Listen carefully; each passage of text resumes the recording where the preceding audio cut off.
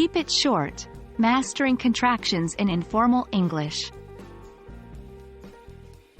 Hello there, language learners. Today, we'll be talking about something really cool and handy when you're learning English, using contractions in short answers during informal situations. Now, what are contractions, you might ask? Well, they're a way of shortening two words and joining them together. It's a common way to sound more natural and fluent in casual English conversations. Contractions are combinations of words that are shortened by dropping one or more letters. An apostrophe is added in place of the missing letters. Common examples are I'm for I am, don't for do not, and she's for she is or she has.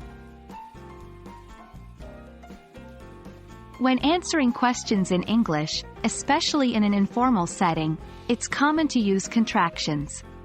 This makes your speech sound more natural and friendly. Here's an example. Are you going to the party? Yes, I'm. Notice the contraction I'm used instead of I am. Here's another example. Has she finished her work? Yes, she's. In this case, she's is a contraction of she has. Negative contractions are equally important as well. They're commonly used in short answers. For instance, are you going to the party? No, I'm not.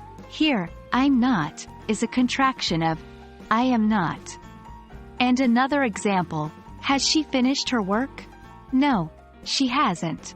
In this case, hasn't is a contraction of has not. There you have it. Using contractions in your short answers can make your English sound more natural and casual. Remember, the key to mastering contractions is practice.